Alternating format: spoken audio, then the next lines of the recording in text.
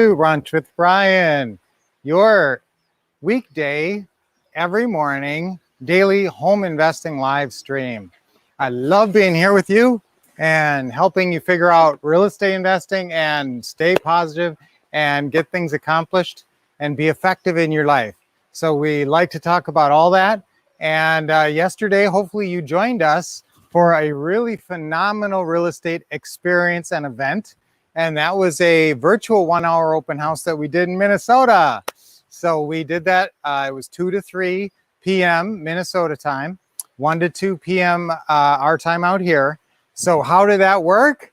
Well, you can go and watch it. You can go back on our Facebook page or on YouTube and actually watch an hour long. It's a 1 hour long virtual 1 hour video of an open house. How awesome is that? So we set up here and we did it on, we always talk to you guys about streaming live video and going on some of these stream services like StreamYard is what we like. And so that goes out over all these different platforms all at the same time. And as it's going out there, people are responding, people can see us, we're explaining the house. And then we have our boots on the ground, who we call our local associate, and we have a local associate guide. And this is something that you send to your person who is there and they help you do everything. And if you don't live there and you don't know anybody that lives there, doesn't matter. You can find one person through a quick little ad or calling a realtor office or something. You need to find one person who can just perform the most perfunctory functions and really not be required to do anything. You can do it all remotely with one person. What does this person need to do? They need to be able to put their phone on a stick and walk around the house. It's nice if they can do a couple other things. There's a list of things during the open house, though. You're not requiring them to be engaged with a bunch of people and do a bunch of sales. This person is essentially going to conduct, you're going to say everything and talk to everybody, and they're going to conduct the tour remotely. They're also going to help you with some other things. They're going to print some stuff at the printer or at their home printer, like home flyers, the next step form, and the, I just did a brand new applicant info form. The old one we have is a PDF, and it's kind of a hassle for people to use it over. They can do it, but they have to print it and write it out and then scan it and send it back. So I created one in Word that's easier to use. So if you guys are interested in all of this stuff, we always create great stuff because we do everything. And as we do it, you know, we create stuff over the last 17 years that has functioned really well for you guys. So it's really, I want you to watch this 1 hour. You don't have to watch it. But if you're doing an open house, I would really recommend it.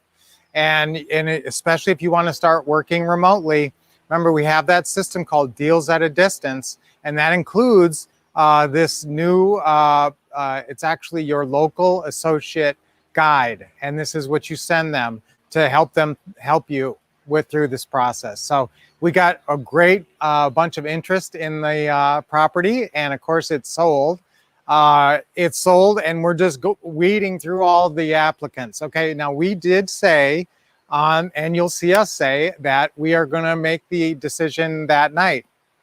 We try and we make a legitimate effort. And if it's too hard and if people are still pouring in, people are watching the virtual open house, right? So I want people to have a sense of urgency and everything you can do to build a sense of urgency for folks.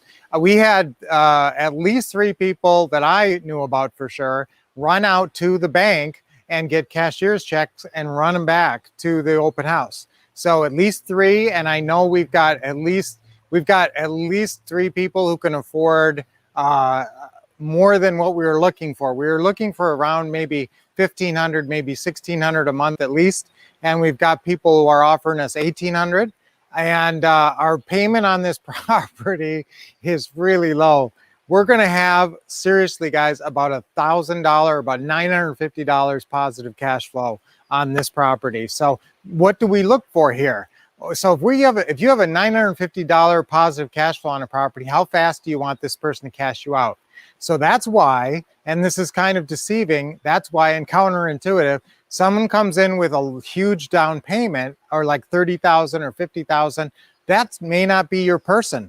If in fact, if they put that much down and they express interest, well, I know they want to qualify quickly. We have this one guy who is working with his brother-in-law and sister who might want to buy the property more quickly. He's looking for someone else. He thinks they might want to close quickly. So honestly, guys, that's the opposite of what I'm looking for. I'm looking for someone who's really got really terrible credit, and we have an indefinite amount of time on this property. So I really don't want somebody coming in here and taking away my $1,000 a month cash flow within the first year, just so I can make a nice piece of money, you know, up front. I'd much rather have that $1,000 cash flow plus the depreciation running forever, you know, for as long as possible. So that's why, and it seems counterintuitive, why you might actually turn down somebody who has the most down. And we just did it on another house where somebody had literally $50,000 down, and we took someone who had $15,000 down. 50, 5-0. Someone else had 15, 1-5, and we took the one with 15. And that was because we didn't think they were going to qualify for quite a long time.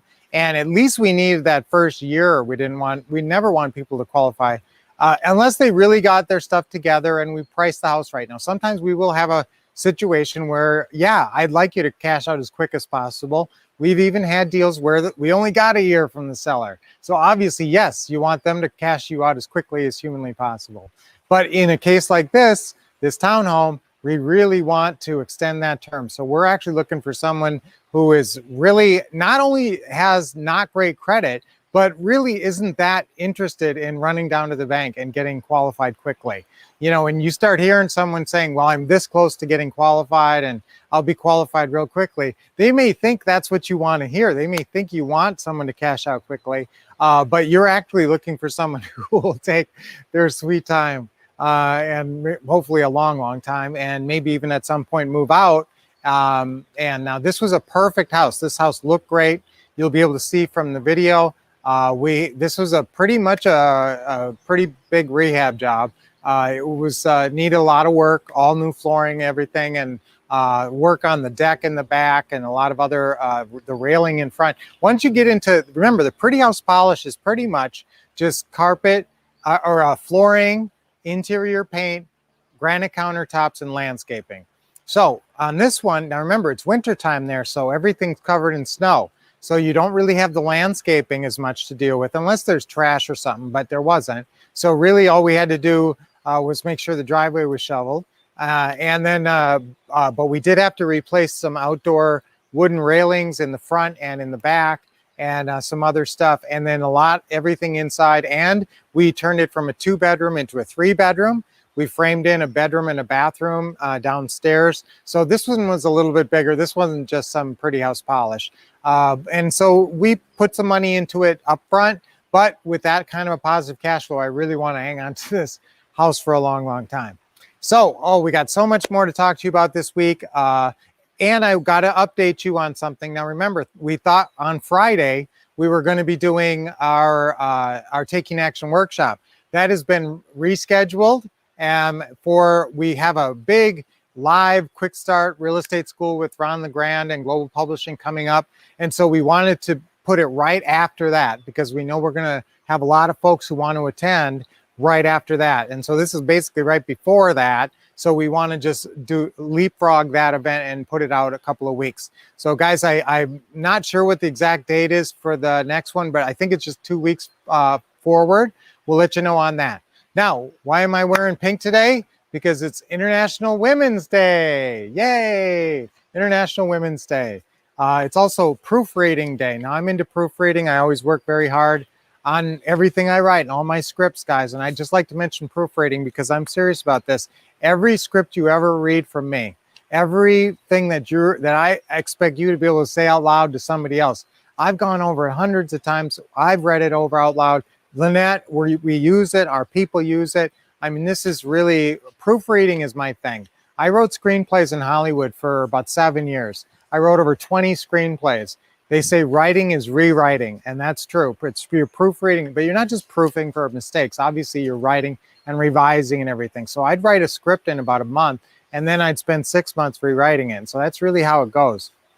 So that's a benefit, because, you know, sometimes you read scripts and you feel like somebody just threw that down on the page. Mine is very worked out, and that's why I want you to stick to the scripts as much as you can. All right. You know, it's the anniversary of the fight of the century, 1971. That was Ali Frazier fight. I was a big boxing fan growing up, because my mom was. And, you know, I always actually, the stock exchange was founded on this day in 1817, New York Stock Exchange. And a movie recommendation, which I don't do a lot of these days, 1996, Fargo came out on this day, which Fargo is a really cool movie.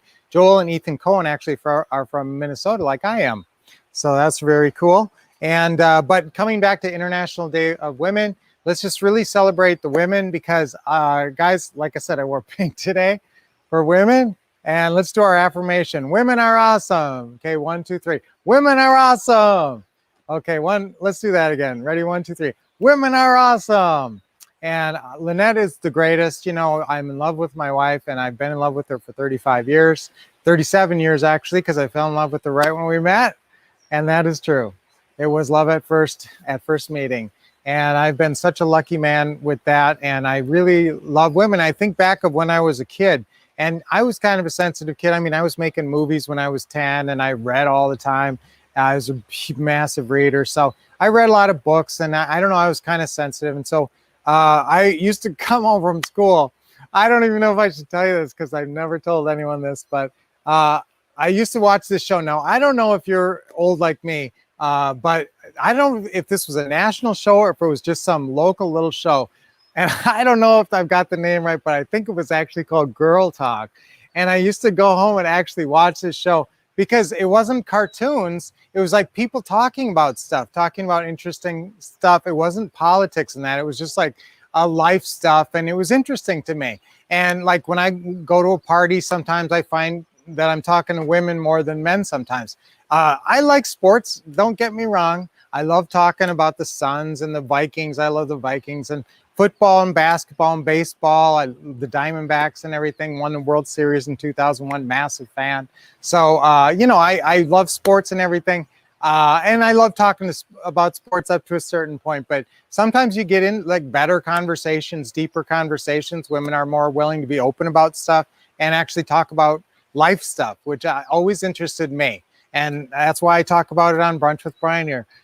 And I've been talking a long time now, guys. I really wanted to talk about a little recap on that incredible virtual open house. And I really want to encourage you to check that out, because that's how we're selling them now these days, especially in a virtual market. You can't be in that house, but if you find one helper, you can run it from a distant location. So again, celebrating women today on International Women's Day. Women are great at this business. That's the other point I wanted to bring up.